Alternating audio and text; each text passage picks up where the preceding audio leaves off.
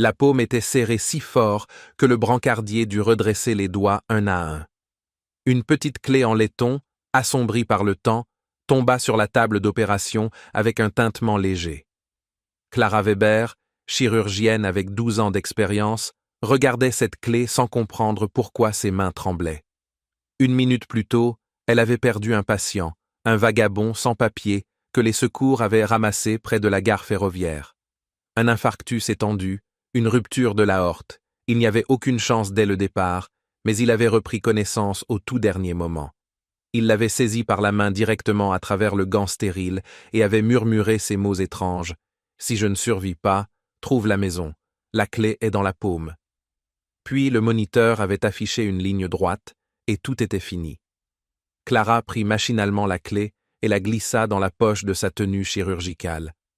Elle ne pensait à rien, elle l'avait simplement prise, comme on prend des choses qu'on ne peut pas laisser traîner.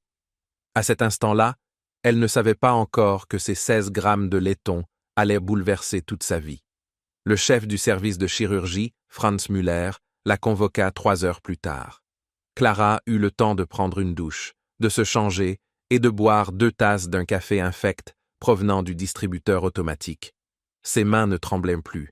Elle avançait dans le couloir de l'hôpital et ses talons marquaient un rythme familier.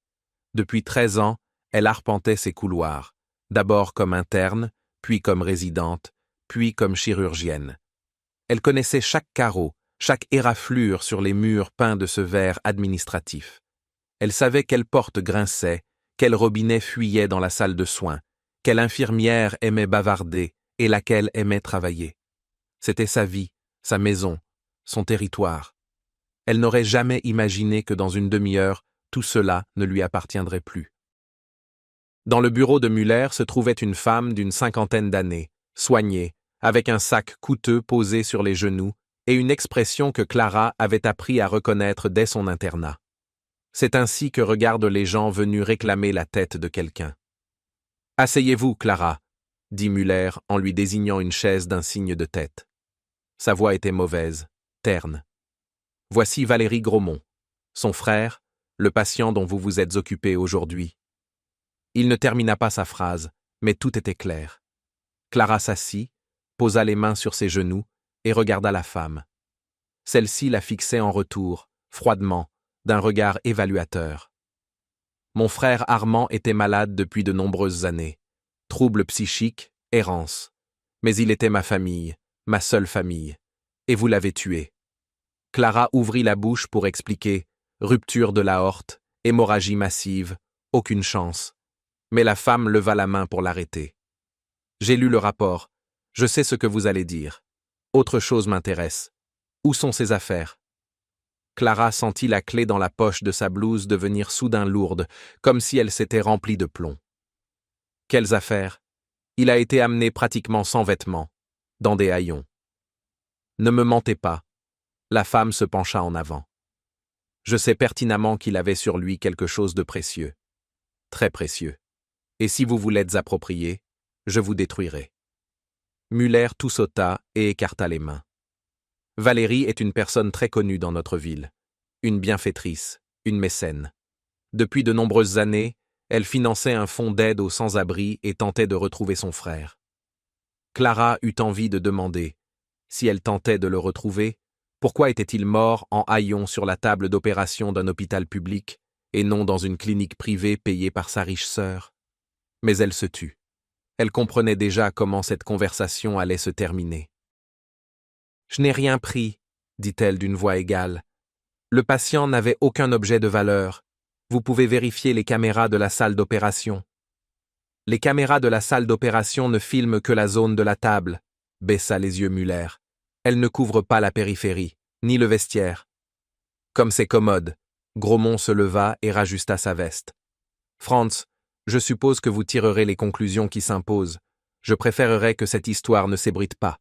Mais si je n'obtiens pas ce qui appartient à ma famille, eh bien, mes avocats savent travailler avec la presse. » Elle sortit, laissant derrière elle une odeur de parfum lourd et la sensation d'une catastrophe imminente. « Clara !» Müller se frotta l'arête du nez. « Tu te rends compte dans quelle situation tu me mets ?»« Je n'ai pris aucun objet de valeur, » répéta Clara. Il n'y avait rien. Et qu'y avait-il? Elle se tut. La clé dans la poche de la blouse lui brûlait la cuisse même à travers le tissu. Dire la vérité? La donner? Mais le vagabond, Armand, lui avait demandé de trouver une maison. À elle personnellement. Il tenait sa main et la regardait dans les yeux. C'était sa dernière volonté. Peut-on trahir la dernière volonté d'un mourant?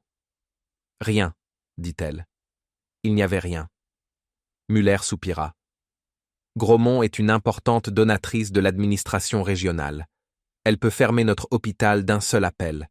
Et elle le fera si je ne te licencie pas. Pardonne-moi, Clara. Je suis vraiment désolé. Clara sortit du bureau et se mit à avancer lentement dans le couloir. Les murs familiers, les portes, les visages défilaient devant elle. Une infirmière l'appela. Elle ne se retourna pas. Dans le vestiaire, elle se changea, rassembla ses affaires personnelles dans un sac. Une photo de sa mère, un petit ficus en peau qui avait vécu sur son bureau pendant 5 ans, et glissa dans la poche de son jean la fameuse clé. Le vigile à la sortie la suivit d'un regard étrange. Clara sortit son téléphone et regarda. Clara sortit son téléphone et regarda l'écran.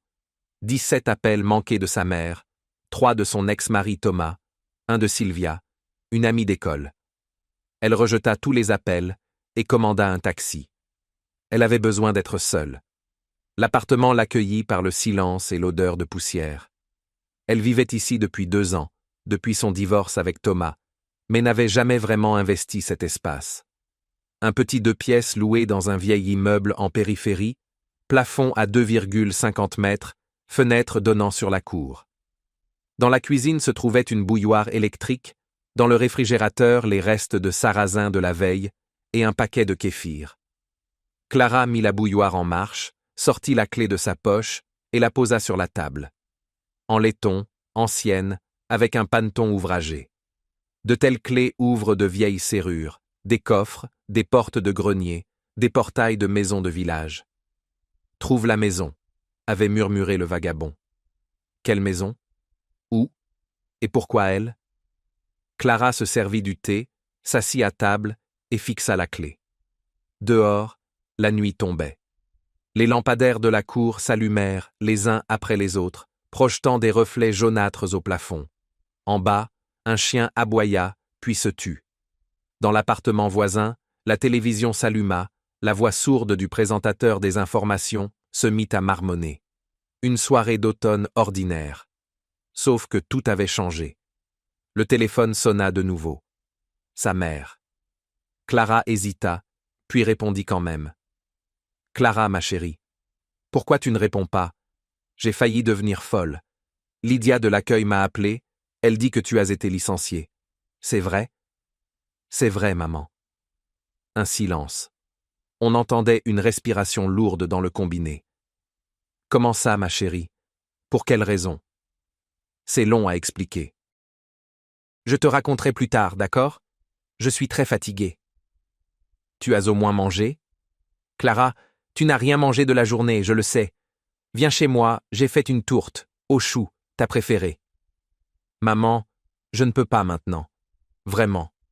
J'ai besoin de réfléchir. Ma chérie, je t'appellerai demain, je te le promets. Elle raccrocha et posa le téléphone. Une tourte au chou. Toute sa vie, sa mère avait soigné tous les malheurs avec des tourtes.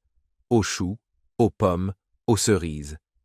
Quand Clara avait raté les concours d'entrée la première année, sa mère avait fait 3 tourtes en 2 jours. Quand son père était mort, elle était restée 1 semaine entière en cuisine, sans lâcher le rouleau à pâtisserie. Quand Clara avait divorcé de Thomas, elle lui avait apporté tout un sac de pâtisserie. Mange, ma chérie, l'estomac plein aide à mieux réfléchir. Peut-être fallait-il vraiment y aller? Se réfugier dans son ancienne chambre d'enfant, s'allonger sur le canapé sous le plaid à carreaux, manger les tourtes de maman et faire semblant d'avoir de nouveau 17 ans, comme si tout était encore devant elle. Clara secoua la tête. Non. D'abord comprendre. Elle ouvrit son ordinateur portable et tapa dans le moteur de recherche. Valérie Grosmont bienfaitrice. De nombreux liens apparurent. Articles de journaux locaux, photos d'événements, Interview.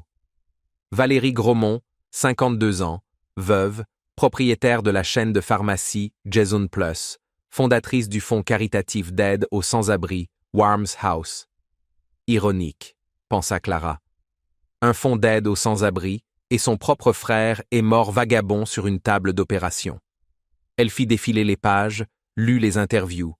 Grosmont racontait volontiers aux journalistes sa jeunesse difficile, comment elle avait commencé avec un seul kiosque de pharmacie avant de bâtir un empire, évoquait son mari défunt, homme d'affaires, qui lui avait laissé une fortune. Pas un mot sur son frère. Dans aucune interview. Comme s'il n'avait jamais existé. Clara ouvrit un autre onglet et tapa « Armand Grosmont ». Rien d'utile, seulement des homonymes.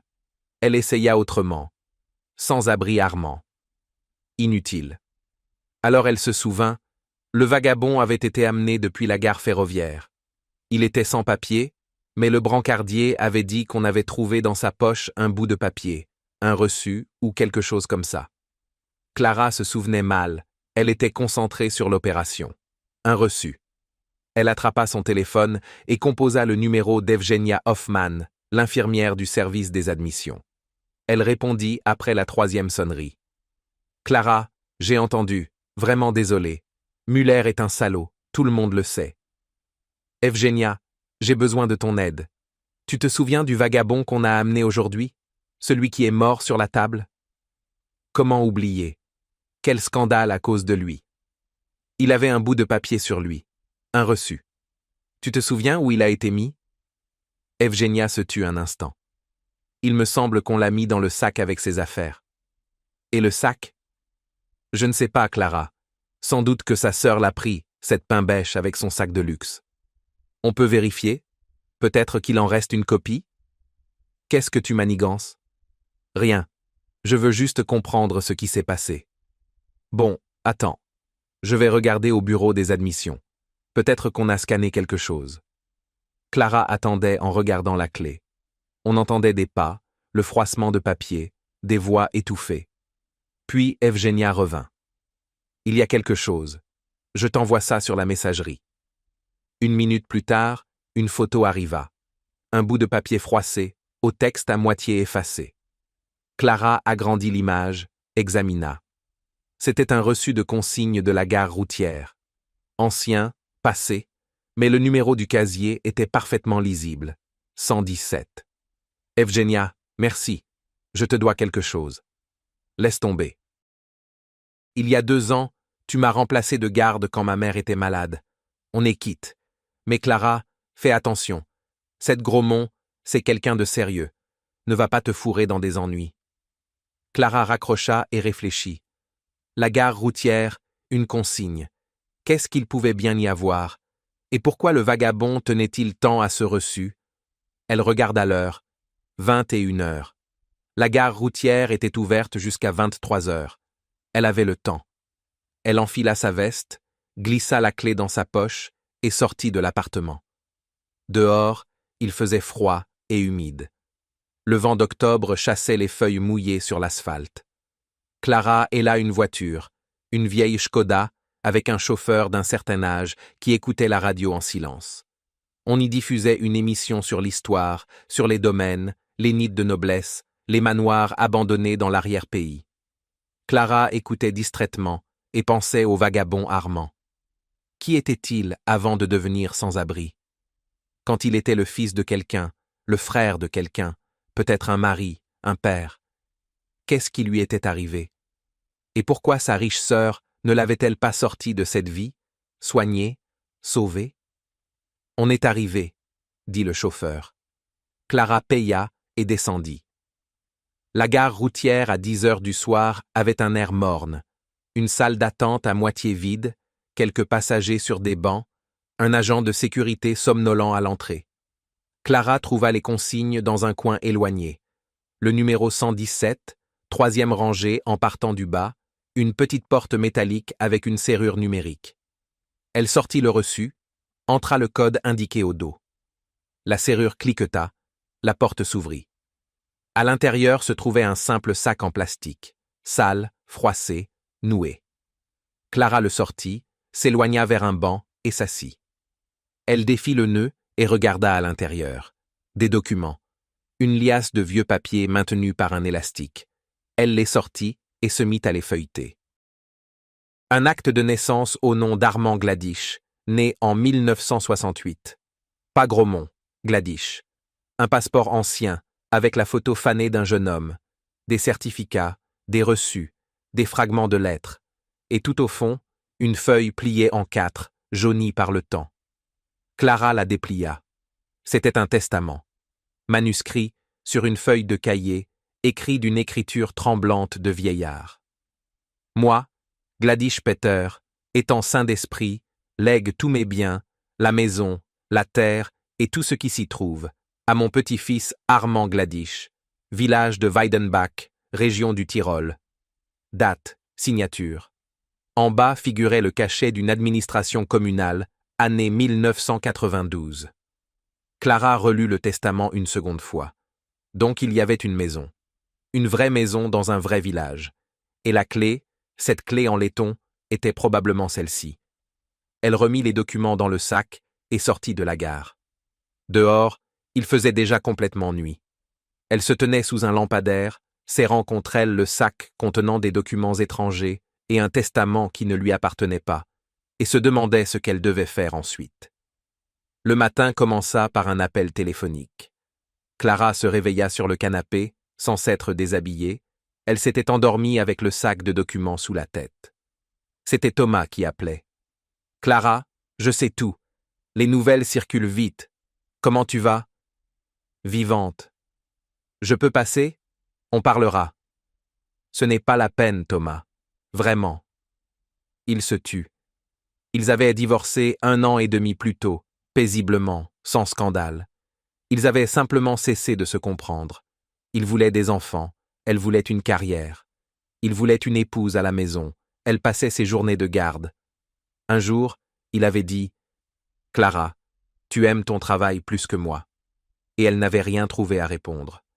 À présent, il vivait avec une autre femme, calme, casanière, qui lui avait déjà donné une fille.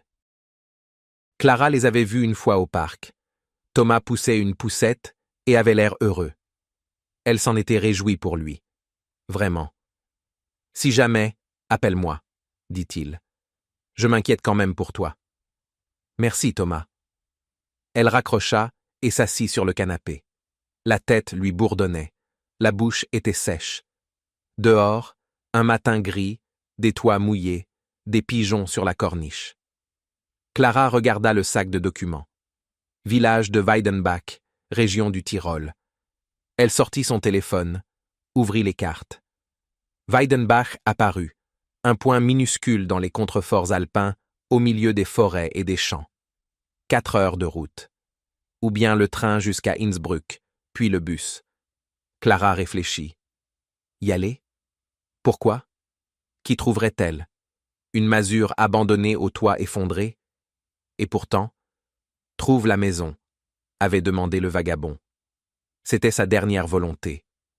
Et cette maison était la seule chose qui lui restait, la seule chose qu'il avait tenté de protéger, même face à la mort. Elle se leva, prit une douche, prépara du café, appela sa mère et expliqua brièvement qu'elle partait pour quelques jours, que tout allait bien, qu'elle raconterait plus tard. Sa mère soupira, s'inquiéta, puis finit par accepter. « Appelle au moins de temps en temps, ma chérie, sinon je vais devenir folle. » Clara prépara un sac à dos, des sous-vêtements de rechange, un pull, un chargeur de téléphone, des documents, la clé. Elle commanda un taxi pour la gare. Dans le train pour Innsbruck, il y avait peu de monde. Clara s'installa près de la fenêtre et regarda défiler les paysages, lotissements de banlieue, forêts, champs. Le wagon se balançait, les roues martelaient les rails. En face d'elle était assise une vieille dame avec un énorme sac à carreaux d'où dépassaient des plumes vertes d'oignons nouveaux. La vieille dame somnolait, la tête tombant sur la poitrine. Dehors, la pluie commença, fine, automnale, morne. Clara ferma les yeux et se souvint soudain de son enfance, quand elle allait avec ses parents chez sa grand-mère au village. Aussi en train, aussi en automne. Papa lisait le journal, maman tricotait, et elle, Clara, 5 ans, collait son nez contre la vitre et comptait les vaches dans les pâturages. Dans le village de sa grand-mère, ça sentait les pommes, la fumée du poêle et le lait frais. La grand-mère était morte quand Clara avait 12 ans. La maison avait été vendue. Mais cette odeur, elle s'en souvenait encore. À Innsbruck, Clara prit une correspondance en bus.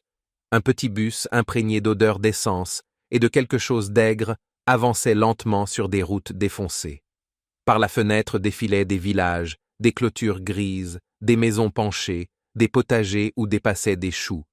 Par moments apparaissaient des vaches, des chèvres, des poules. Les passagers descendaient un à un, des vieilles femmes avec des sacs, des hommes en vestes matelassées. À la fin du trajet, il ne resta dans le bus que Clara et un homme âgé avec des cannes à pêche. « À la pêche » demanda-t-elle, juste pour dire quelque chose. « Au lac, derrière Weidenbach. Il y a des carassins énormes. » Il montra la taille avec les mains, exagérant visiblement. « Et toi, tu vas chez qui ?»« Chez des parents. »« Ah, chez les Gladish, alors. Mais il n'y a plus personne là-bas.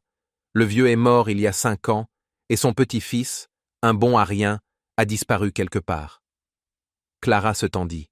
« Un bon à rien ?» Oui, il avait la tête de travers. Pas méchant, non, mais étrange. Il errait tout le temps, marmonnait des choses. Les gens disaient que sa sœur l'avait fait interner quelque part, et qu'il s'était enfui. Enfin, peut-être qu'il raconte n'importe quoi. Ici, on parle beaucoup. Le bus s'arrêta. « Weidenbach, terminus !» cria le chauffeur. Clara descendit. Le village était presque désert. Une vingtaine de maisons, dont la moitié condamnées.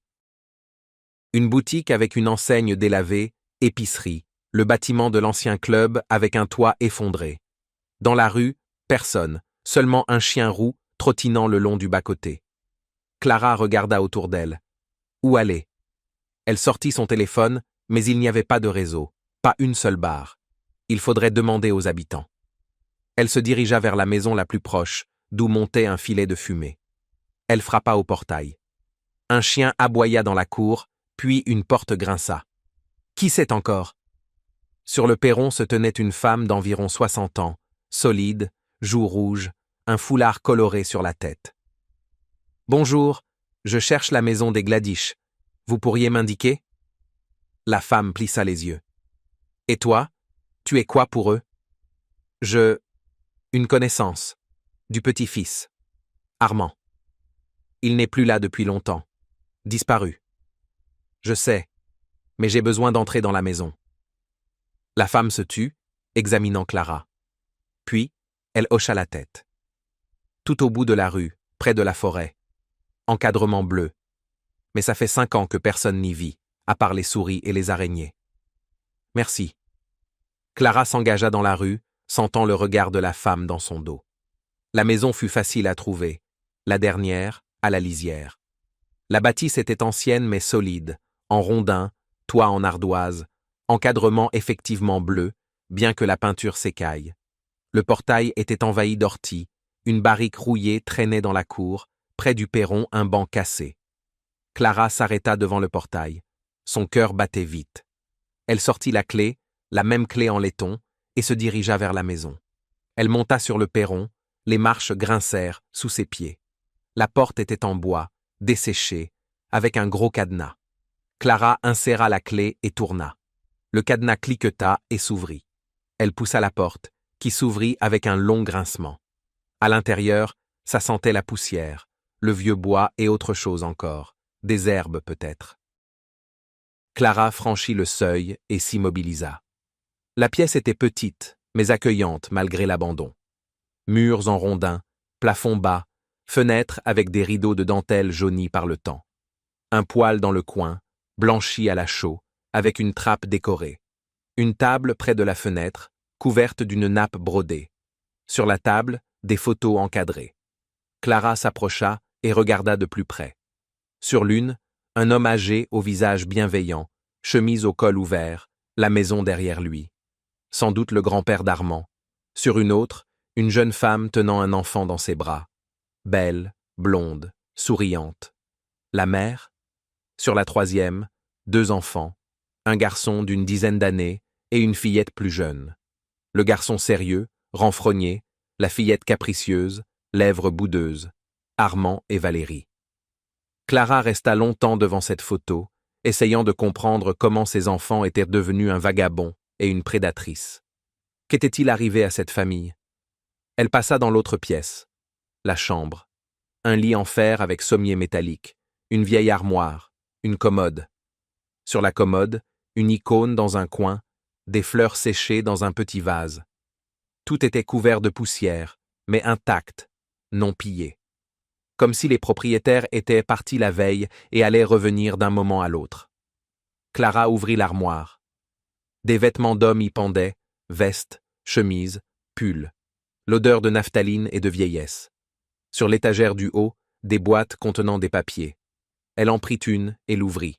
Des lettres. Beaucoup de lettres, liées avec une ficelle. Clara défit la première liasse, sortit l'enveloppe du dessus. Tampon postal, 1993. Adresse de l'expéditeur, un sanatorium en Bavière. Elle déplia la lettre et se mit à lire. « Grand-père chéri, s'il te plaît, emmène-moi d'ici. Je me sens mal ici. Ils disent que je suis malade, mais je ne suis pas malade. Je vois seulement ce que les autres ne voient pas. Valérie leur a dit que j'étais dangereux, mais je n'ai fait de mal à personne, tu le sais. S'il te plaît, viens me chercher. Ton Armand. » Clara déglutit. Voilà donc comment cela s'était passé. La sœur avait fait interner son frère. En 1993, il avait 25 ans. Elle lut d'autres lettres, la même chose, des supplications, des plaintes, de l'espoir. Chaque année, les lettres devenaient plus courtes, plus hachées. La dernière datait de 1998. 3 lignes. « Grand-père, je me suis enfui. Je viendrai chez toi. Attends-moi. » Visiblement, le grand-père avait attendu. Et le petit-fils était venu.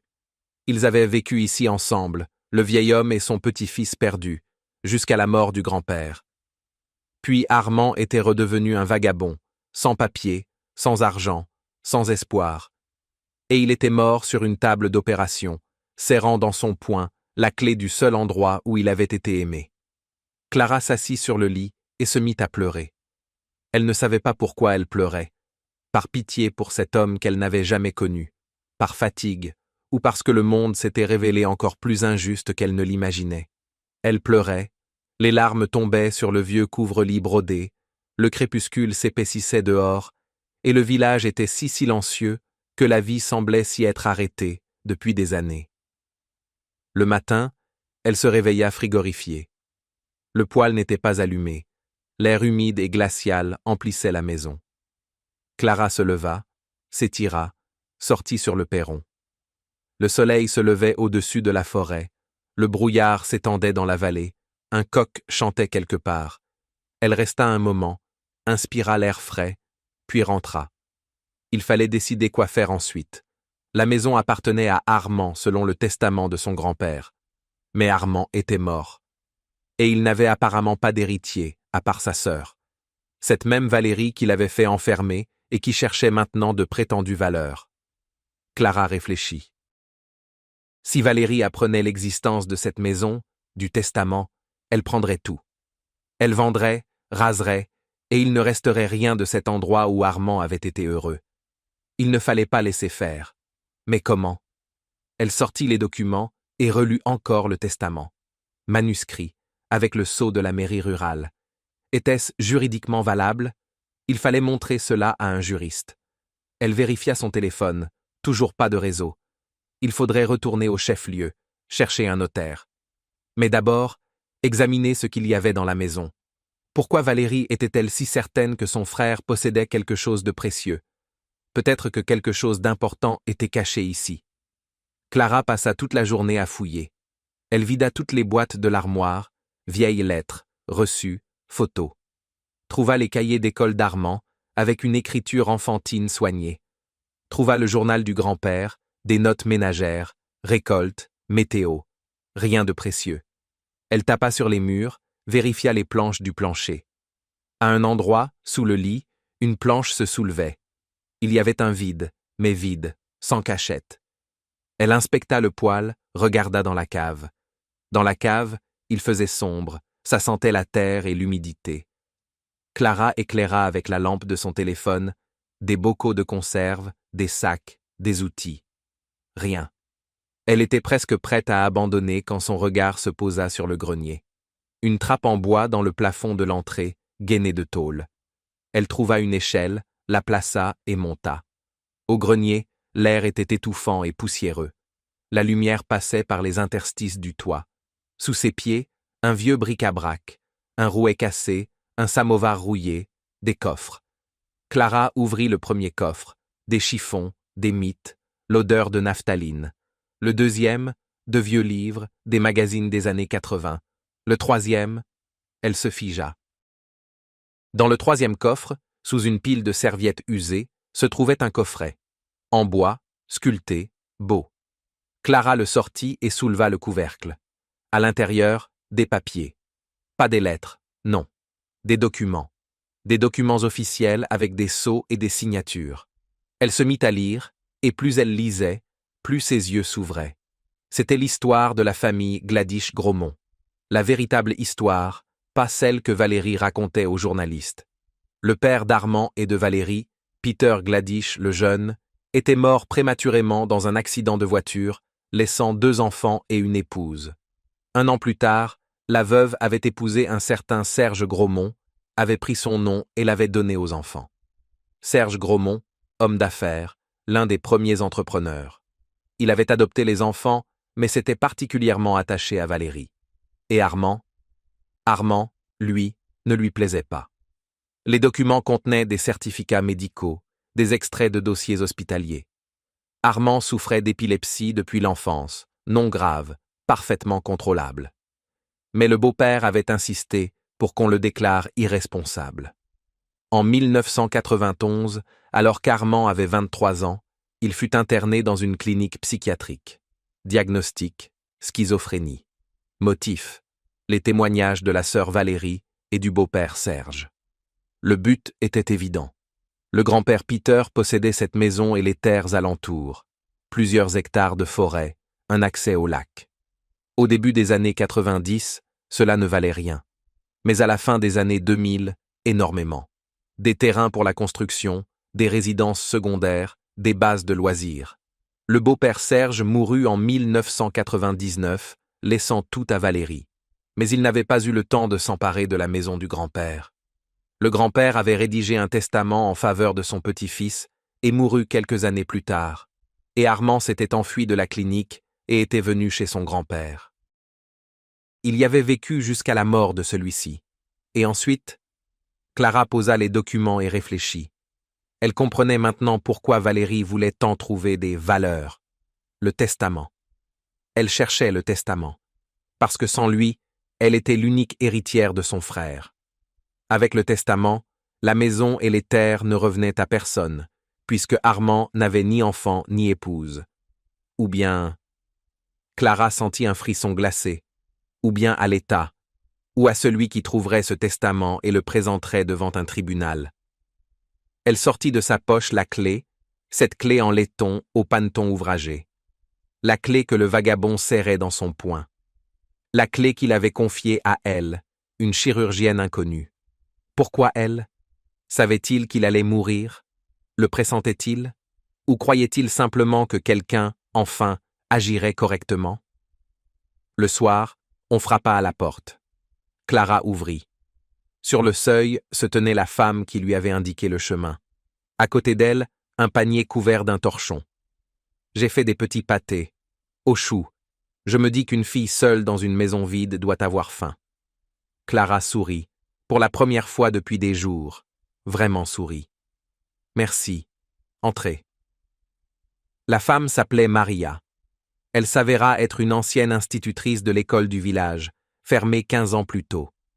Elle vivait désormais seule, élevait des poules et une chèvre, et allait parfois au chef-lieu toucher sa pension. Les pâtés étaient délicieux, dorés, à la croûte croustillante.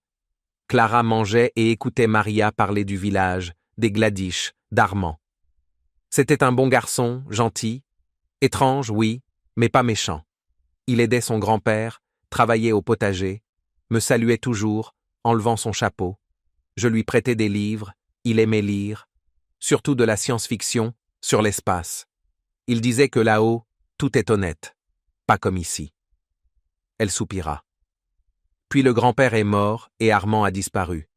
On disait qu'il était parti en ville. Et en réalité, dit doucement Clara, il est mort. Il y a quelques jours. À l'hôpital. J'étais son médecin. Maria se signa. Que le royaume des cieux l'accueille. Alors il a fini de souffrir. Elles se turent. Dehors, la nuit tombait, le vent bruissait dans les branches nues du pommier. Et vous, pourquoi êtes-vous venu? Demanda Maria. Une parente? Non. Il m'a demandé de trouver cette maison avant de mourir.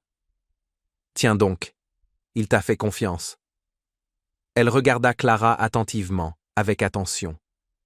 Tu dois être quelqu'un de bien. Il ne faisait pas confiance aux mauvaises personnes.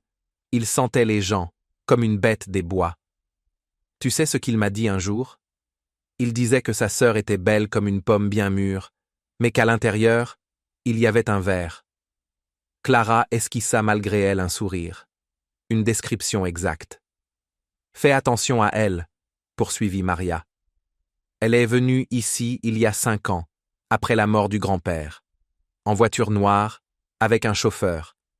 Elle a fait le tour de la cour, regardé dans la maison. Puis, elle est repartie et n'est plus revenue. Mais je sais qu'elle veut cette maison. La terre est devenue chère ici. Je le sais, acquiesça Clara. J'ai le testament du grand-père, en faveur d'Armand. Maria poussa une exclamation. Voilà donc ce qu'elle cherchait. Et toi, qu'est-ce que tu vas faire? Clara regarda par la fenêtre la forêt sombre derrière la clôture. Je n'ai pas encore décidé, mais je ne lui donnerai certainement pas. Cette nuit-là, elle rêva d'Armand. Pas du vagabond au visage gris qu'elle avait vu sur la table d'opération, mais du jeune homme des photos. Il se tenait sur le perron de cette maison, la regardait et souriait. « Merci, disait-il. Tu as trouvé. » Puis il se retourna et entra dans la maison. La porte se referma derrière lui, et Clara comprit qu'il ne reviendrait plus. Elle se réveilla les yeux humides et avec un étrange sentiment de paix. Comme si elle avait reçu une bénédiction. Le matin, elle partit pour le chef-lieu. Le bus arriva à moitié vide. Clara s'installa près de la fenêtre et pensa tout le trajet. Il lui fallait un juriste. Un bon, honnête, qui n'aurait pas peur de s'opposer à la riche et influente Grosmont.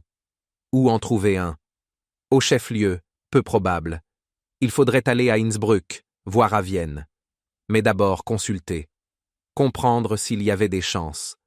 L'étude notariale du chef-lieu se trouvait dans un vieux bâtiment de 2 étages, près de la gare routière.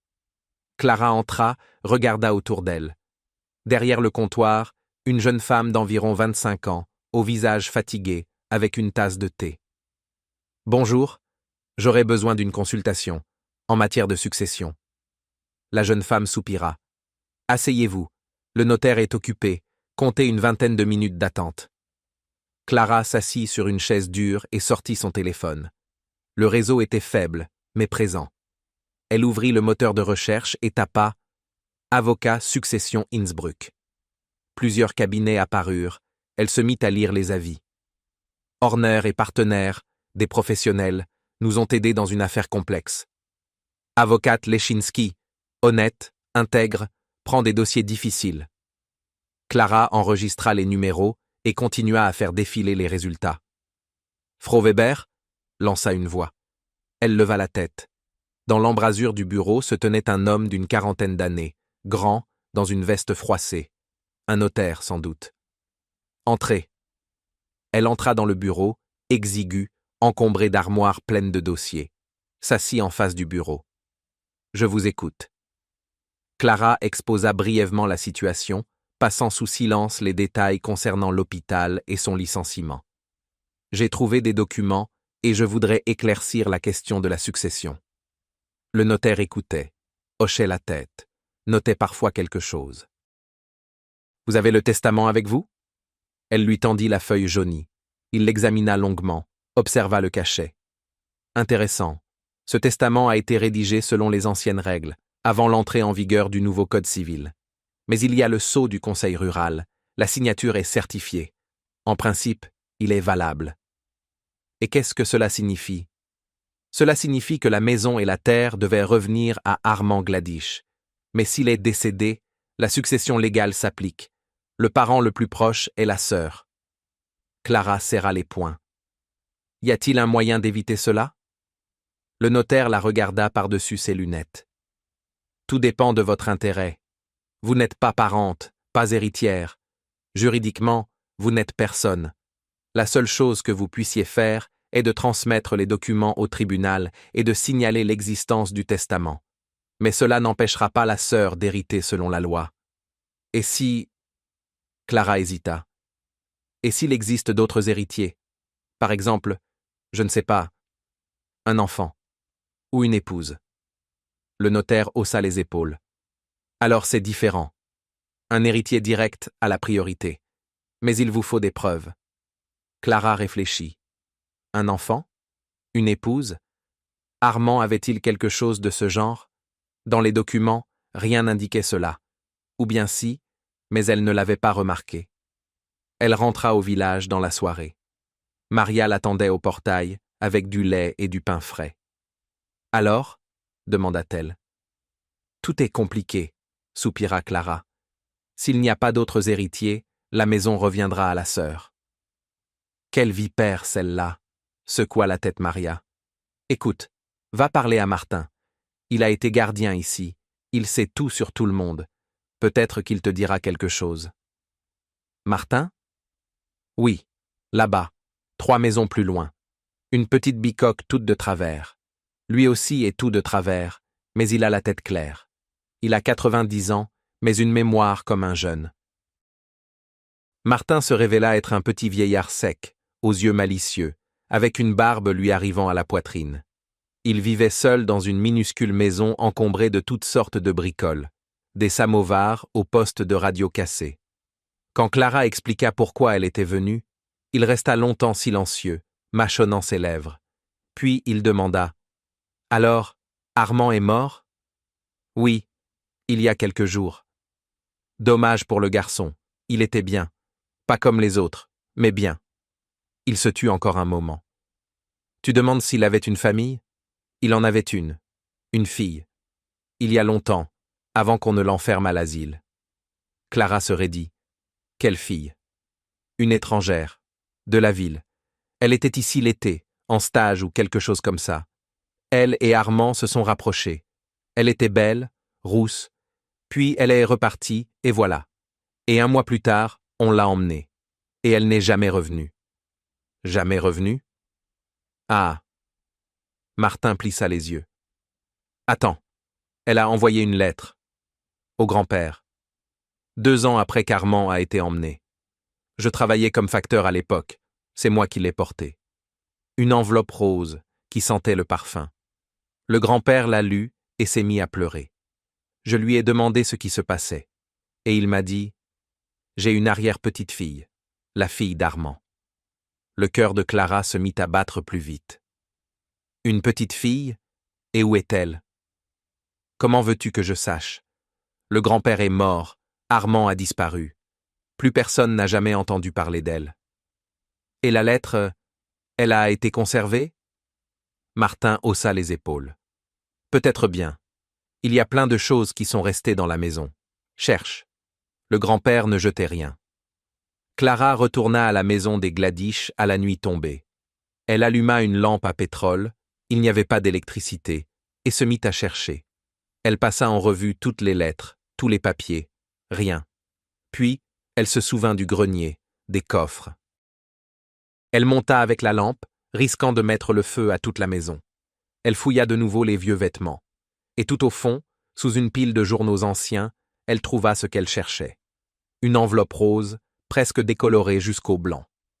Adresse de l'expéditeur, Graz. Nom de l'expéditrice, Marina Kuzner. Elle redescendit, s'assit à table et ouvrit l'enveloppe. La lettre était courte. « Cher Peter, vous ne me connaissez pas, mais j'ai connu votre petit-fils Armand. Nous nous sommes fréquentés à l'été 1991, lorsque je faisais un stage dans votre région. Je l'aimais, et je l'aime toujours. Je sais ce qui lui est arrivé, et cela me fait très mal. Je veux que vous sachiez, nous avons eu une fille. Je l'ai appelée Paulina. Elle ressemble à son père. Elle est aussi blonde et a les mêmes yeux. J'aimerais que vous la connaissiez, qu'elle connaisse son arrière-grand-père. Mais je comprendrai si vous ne le souhaitez pas. Pardonnez-moi pour tout. Marina. Clara relut la lettre 3 fois. Une fille. Armand avait une fille. Plus exactement, il en avait eu une. Elle devait avoir aujourd'hui environ 30 ans. Si elle était en vie, si on pouvait la retrouver, elle était l'héritière légale. Elle avait droit à cette maison, à cette terre. Et Valérie ne pourrait rien y faire. Mais comment la trouver? Plus de 30 ans avaient passé. Les gens déménagent, changent de nom, se perdent. Et pourtant, il fallait essayer. Le lendemain, Clara partit pour Innsbruck. Elle avait besoin d'Internet, de réseau, de la possibilité de chercher. Elle loua une chambre dans un hôtel bon marché et se mit au travail sur son ordinateur. Marina Kuzner, Graz. Elle fouilla les réseaux sociaux, les bases de données, les forums. Il y avait des dizaines de Marina Kuzner à Graz. Elle leur écrivit à toutes des messages polis et prudents. « Bonjour, excusez-moi de vous déranger, je cherche une femme qui a fait un stage dans le Tyrol en 1991. » La plupart ne répondaient pas. Certaines répondaient, mais ce n'étaient pas les bonnes. L'une écrivit qu'elle connaissait une Marina Kuzner, mais qu'elle était décédée 10 ans plus tôt. Clara demanda les coordonnées de ses proches. Au bout de 3 jours, elle trouva Paulina. Elle vivait à Vienne, travaillait comme designer, n'était pas mariée. Clara resta longtemps à regarder sa photo sur un réseau social. Blonde, aux yeux gris, avec un sourire calme. Elle ressemblait à Armand, le jeune homme des photos. Clara tapa un message, l'effaça, le retapa. Comment expliquer? Comment dire à une inconnue que son père, qu'elle n'avait jamais connu, était mort sur une table d'opération et qu'elle était héritière d'une maison dans un village oublié de Dieu? Elle écrivit simplement « Bonjour Paulina, je m'appelle Clara, j'ai besoin de vous parler de votre père. C'est important. » La réponse arriva le lendemain. « Mon père est mort avant ma naissance. C'est ce que ma mère m'a dit. Qui êtes-vous » Clara répondit « Votre père était en vie jusqu'à récemment. J'étais son médecin. S'il vous plaît, rencontrons-nous. Je vous expliquerai tout. » Un long silence. Puis, un accord. Elles se rencontrèrent dans un café viennois 2 jours plus tard. Paulina était exactement comme Clara l'avait imaginé. Calme, un peu méfiante, avec un regard attentif. Elle écoutait en silence, demandait parfois de répéter, parfois hochait la tête. Quand Clara eut terminé son récit, Paulina resta longtemps silencieuse. Puis elle dit « Maman me racontait que papa était quelqu'un de spécial, qu'il voyait le monde autrement que les autres. Elle l'aimait, mais elle pensait qu'il était mort. C'est ce qu'on lui avait dit. » Sa sœur Valérie? Oui, elle est venue voir maman quand j'étais petite. Elle a dit que son frère était mort, un accident. Maman a pleuré pendant plusieurs jours. Et puis, Paulina soupira. Nous avons déménagé, et maman n'a plus jamais parlé de lui.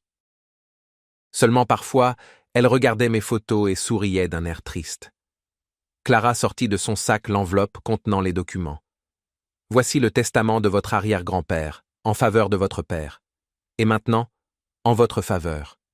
Vous êtes l'unique héritière légale. La maison, la terre, tout cela vous appartient de droit. Paulina regardait les documents sans les toucher.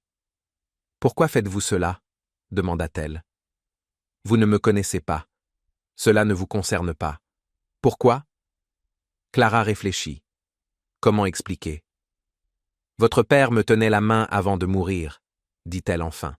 « Il m'a demandé de trouver la maison. Il m'a confié la clé. Je ne sais pas pourquoi, peut-être parce qu'il n'y avait plus personne d'autre. Mais je ne pouvais pas le trahir. Je ne pouvais pas laisser tout cela revenir à celle qui a détruit sa vie. » Paulina prit les documents, les feuilleta. Puis, Elle leva les yeux vers Clara et sourit soudain. Merci, j'irai là-bas. Je veux voir cette maison. Elles partirent ensemble le lendemain dans la voiture de Paulina. Le trajet dura 4 heures. Elles parlèrent presque sans s'arrêter. Paulina racontait sa vie, son travail, sa mère, son existence. Comment elle avait toujours ressenti un vide à la place de son père, comment elle cherchait ses traits dans son propre reflet. Maman disait « Tu es tout à lui », les yeux, les mains, cette manière de réfléchir. Parfois, je surprenais son regard et je comprenais. Elle ne me regardait pas. Elle le regardait, à travers moi. Clara écoutait et pensait à l'étrangeté de la vie. Une semaine plus tôt, elle était une chirurgienne avec une carrière, un appartement, des projets. Maintenant, elle était au chômage, entraînée dans un drame familial étranger, roulant vers un village oublié, avec la fille d'un vagabond décédé. Et pourtant, pour la première fois depuis longtemps, elle sentait qu'elle faisait quelque chose de juste. Le village les accueillit sous un soleil d'automne. Maria accourut à leur rencontre, s'exclama « Je voyais une voiture arriver. Je pensais que cette vipère était revenue. Et c'est vous, et une jeune femme avec vous. Qu'elle est belle !» Elle examina Paulina et s'exclama « Mon Dieu, c'est le portrait craché d'Armand. La petite fille, c'est ça ?»« La fille, » corrigea Clara. Maria se signa. « Des miracles. Allons, allons dans la maison. J'ai un peu rangé pendant votre absence, et j'ai allumé le poêle, il fera chaud ce soir. » Paulina resta sur le perron, regardant la maison. Son visage était étrange, à la fois triste et lumineux. « Donc c'est ici qu'il vivait, » murmura-t-elle. « Mon papa et mon arrière-grand-père. » Elle poussa la porte et entra. Clara resta dehors. Ce n'était pas son moment. Quelques minutes plus tard, Paulina ressortit, les yeux brillants de larmes, mais souriante. « Il y a ces photos, petit et adulte. Je ne l'avais jamais vu, vous comprenez? Seulement la description de maman. Et maintenant, je le vois. » Le soir, elles étaient assises toutes les trois, Clara, Paulina et Maria, autour de la table dans la maison des Gladish. Le poêle crépitait. Sur la table, il y avait du thé, de la confiture, ces mêmes petits pâtés aux choux. Maria racontait le village, le passé, le grand-père Peter et Armand. Paulina écoutait, buvait chaque mot. « Il était vraiment quelqu'un de bien ?» demanda-t-elle. « Gentil ? Pas de ce monde, c'est vrai, mais gentil. Il nourrissait les oiseaux, apprivoisait les chats. Les enfants l'aimaient, il leur racontait des histoires comme on n'en lit nulle part. Il les inventait lui-même. » Paulina hocha la tête. Maman disait, c'était un poète. Il n'écrivait pas de poèmes, mais il pensait comme un poète. Clara la regardait et pensait, voilà la continuité. Armand n'avait pas disparu complètement. Une partie de lui vivait dans cette femme et continuerait à vivre. Le lendemain, Valérie arriva. Un SUV noir entra dans le village vers midi. Clara le vit par la fenêtre et comprit aussitôt. C'était elle. Son cœur se mit à battre plus vite, mais elle n'avait pas peur. Seulement une détermination froide. Elle sortit sur le perron, se posta, les bras croisés sur la poitrine.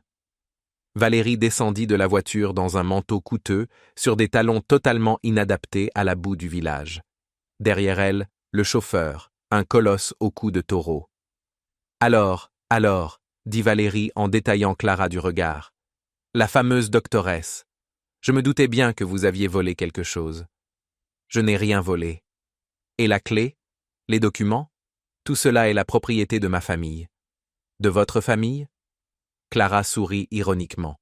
« De celle que vous avez fait enfermer en psychiatrie et laisser mourir dans la rue ?» Valérie tressaillit, mais se ressaisit aussitôt.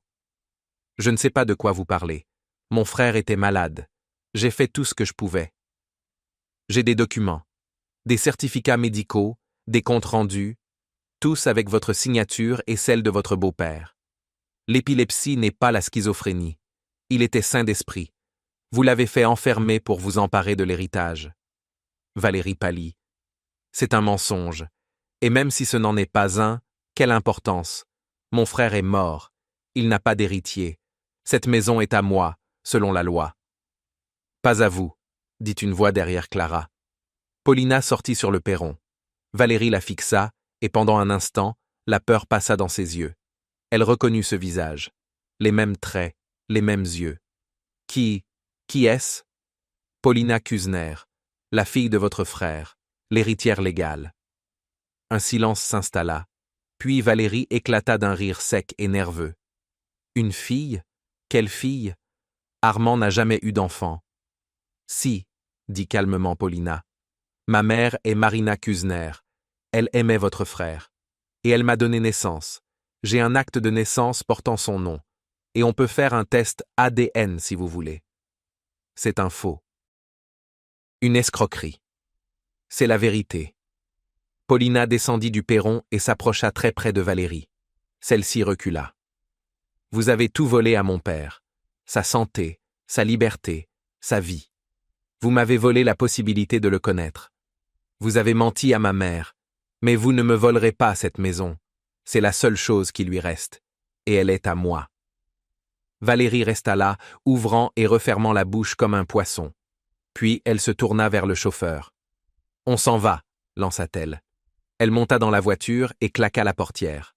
Le SUV fit demi-tour et repartit en éclaboussant la boue. Paulina le regarda s'éloigner. Puis elle se tourna vers Clara et sourit. « Ça a marché ?»« Oui », acquiesça Clara. Et soudain, elle sentit les larmes lui monter aux yeux. Pas de tristesse, de soulagement. Bien sûr, ce n'était pas la fin. Valérie porta l'affaire en justice, comme elle l'avait promis.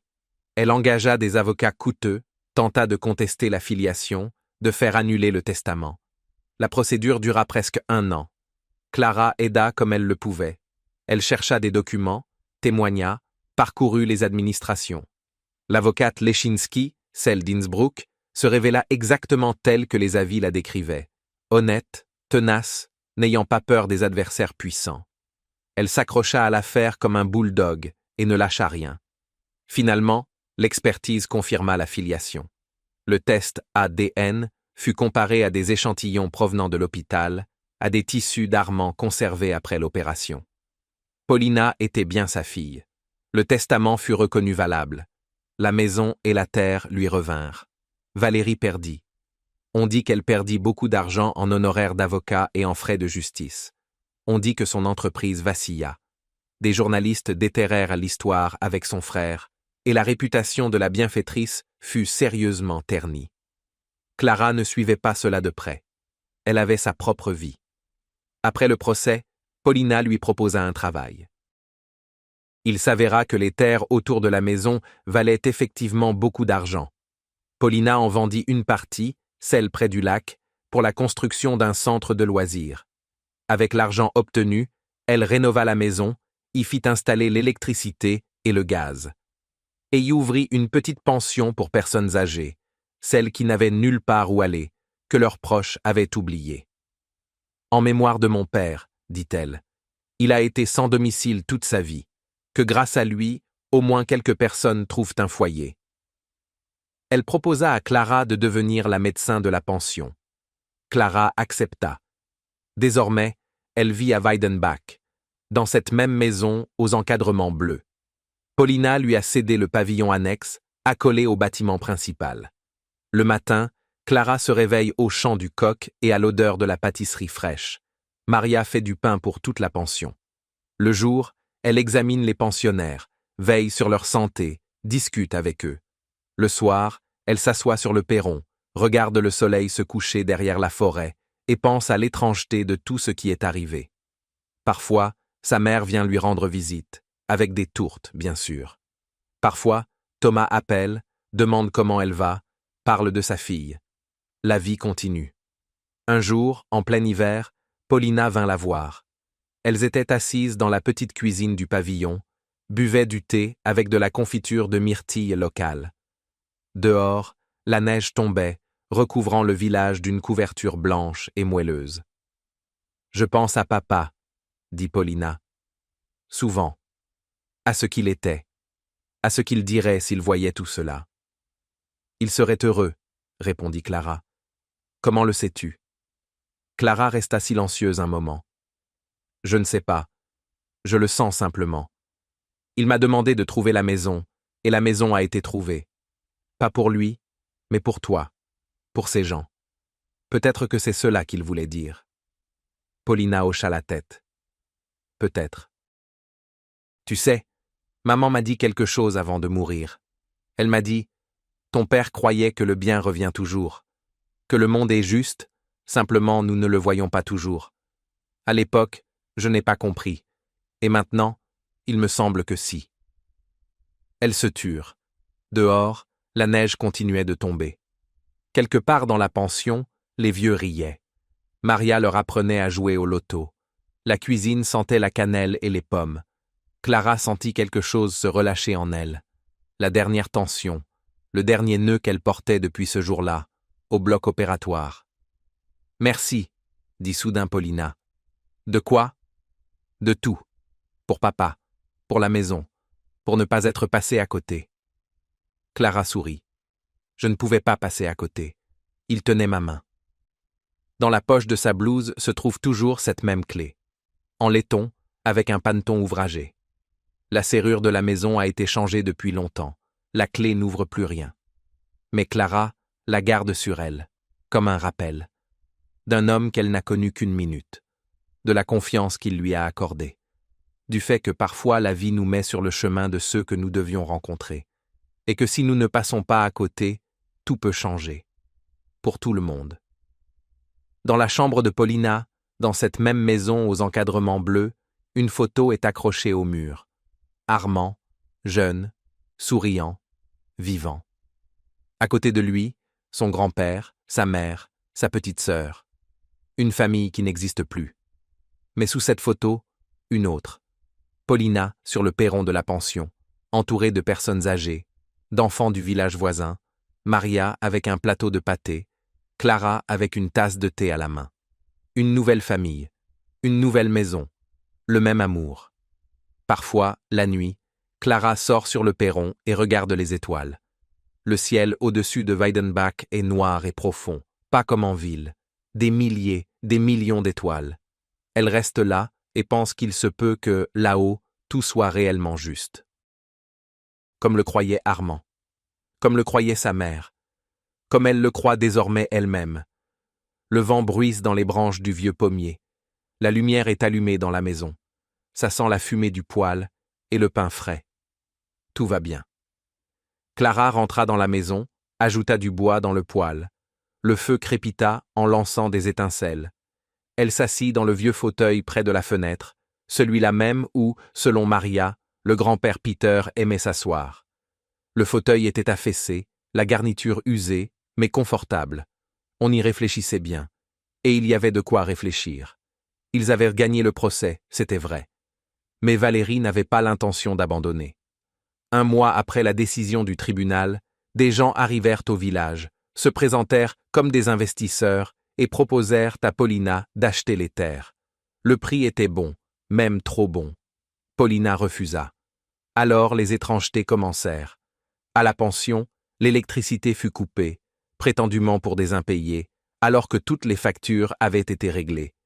Puis surgirent des problèmes avec les documents fonciers, des inexactitudes cadastrales qu'il fallait corriger pendant des mois. Ensuite, l'inspection sanitaire locale décida soudain de mener un contrôle inopiné et trouva une multitude d'infractions, fictives, inventées, mais exigeant des corrections. Clara comprenait, c'était Valérie. Elle ne pouvait pas reprendre la maison directement, mais elle pouvait empoisonner la vie. Faire en sorte que gérer la pension devienne impossible, que Paulina finisse par céder et vendre. Nous y arriverons, disait Paulina, mais Clara voyait qu'elle était épuisée. Les déplacements incessants au chef-lieu, les papiers, les plaintes, les tribunaux. Tout cela l'éreintait, et surtout, cela lui volait le temps et les forces nécessaires au vrai travail, aux gens qui vivaient dans la pension et dépendaient d'elle. Clara regardait ces vieillards, seuls, oubliés, inutiles aux yeux de tous, et pensait à la facilité avec laquelle on peut briser une vie. Il suffit d'argent et de volonté. Mais elle n'avait aucune intention de renoncer, pas après avoir parcouru tout ce chemin. Un soir, en classant une nouvelle liasse de documents, Clara tomba sur un nom qui lui sembla familier. Serge Grosmont, le beau-père d'Armand et de Valérie. Ce même homme d'affaires mort en 1999. Dans les papiers de la cassette, il y avait quelque chose à son sujet, des documents qu'elle avait alors parcourus trop rapidement, concentrés sur l'histoire d'Armand. Cette fois, elle les ressortit et se mit à les lire attentivement. Serge Grosmont se révéla être un personnage intéressant. À la fin des années 80, il possédait plusieurs entreprises, commerçait dans tout et n'importe quoi. Au début des années 90, il se tourna vers l'immobilier et la pharmacie. La chaîne de pharmacie Jason Plus, celle-là même qui appartenait désormais à Valérie, avait été fondée par lui en 1993. Mais parmi les documents, Clara trouva autre chose encore. Un vieux contrat, daté de 1991. Un contrat de partenariat entre Serge Grosmont et un certain Victor Lapin. Selon ce contrat, ils investissaient ensemble dans l'achat de plusieurs parcelles de terrain au Tyrol, notamment dans la région du village de Weidenbach. Parts égales, 50-50. Clara relut le contrat 3 fois. S'il était valide, la moitié des terres n'appartenait pas au Grosmont, mais à ce Lapin, ou à ses héritiers. Elle se mit à chercher. Victor Lapin, homme d'affaires, années 90.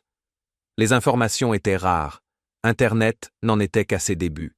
Les archives n'étaient que partiellement numérisées. Mais quelque chose finit par émerger. Victor Lapin était mort en 1994 dans un accident de voiture, étrangement semblable à celui où avait péri le père d'Armand et de Valérie. Clara sentit un frisson lui parcourir l'échine. 2 partenaires, tous 2 morts dans des accidents automobiles. Une coïncidence?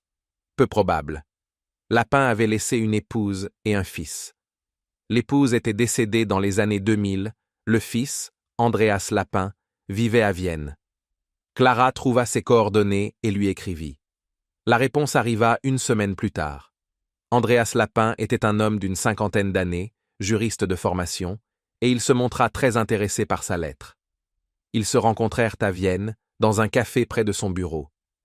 Andreas ressemblait à son père, Clara avait vu sa photo sur Internet. Même carrure solide, même regard attentif.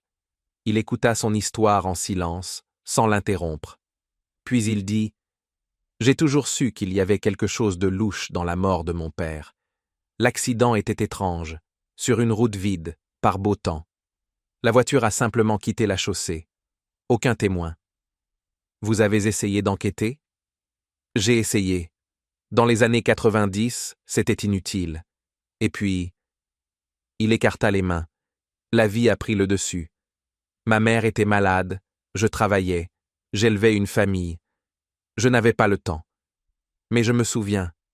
Maman disait que peu avant sa mort, mon père s'était disputé avec son partenaire, avec Grosmont. À propos d'argent, de terre. Mon père voulait se retirer des affaires et récupérer sa part. Et ensuite, l'accident. Clara lui tendit une copie du contrat. Andreas lut longtemps, attentivement. Puis il leva les yeux. Si ce contrat est valable, ma famille a droit à la moitié de ses terres. Grosmont se les est appropriées illégalement. Êtes-vous prêt à aller en justice? Il resta silencieux. Je suis juriste. Je sais comment cela fonctionne. Les procès, ce sont des années, de l'argent, des nerfs, et Grosmont n'est pas un adversaire facile. Je le sais. Mais si nous nous unissons, nous avons plus de chance. J'ai des documents, des témoins, une histoire. Vous avez des droits légaux. Ensemble, nous pouvons l'arrêter. Andreas la regarda longuement, avec attention. Puis il hocha la tête. Je vais réfléchir. Donnez-moi 1 semaine. 1 semaine plus tard, il appela et dit « D'accord ». Une nouvelle bataille judiciaire commença. Mais cette fois, ils avaient un avantage. L'effet de surprise.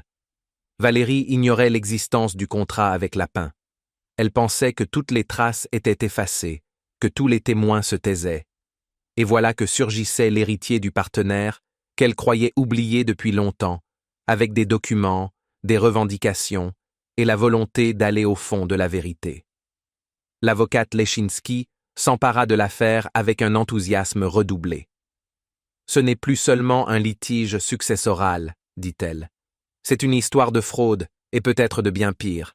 Si nous prouvons un lien entre la mort de Lapin et Grosmont, ce sera une toute autre affaire. L'enquête dura près de 2 ans. Clara continua à travailler à la pension, à soigner les personnes âgées, à aider Paulina. La vie suivait son cours, avec de petites joies et de grandes difficultés. Maria lui apprit à faire du pain, du vrai, au levain, dans le four. Martin lui racontait des histoires sur le village. Qui se querellait avec qui aimait qui avait construit quelle maison. Les pensionnaires devinrent presque une famille pour elle. Surtout Peter Nicolaus, ancien professeur de physique, 83 ans, à l'esprit vif et au cœur bon. Il aimait jouer aux échecs et parler du cosmos, exactement comme Armand, selon Maria. Clara se disait que ce n'était peut-être pas un hasard. Peut-être que les âmes semblables se trouvent. Sa mère venait chaque mois. Au début, elle soupirait et se lamentait. « Ma chérie, tu es au fin fond de la campagne, sans carrière, sans mari. Que fais-tu de ta vie ?» Puis elle observa, vit comment Clara souriait, comment ses yeux brillaient, comment les vieillards se tournaient vers elle. Et elle se calma. « Tu es heureuse, » dit-elle un jour. Ce n'était pas une question, mais une affirmation. Clara hocha la tête. « Oui, maman. Pour la première fois depuis de nombreuses années, je crois. » Sa mère la serra très fort dans ses bras et se mit à pleurer. « Alors tout est juste, ma chérie. » Thomas vint lui aussi, une fois, en été.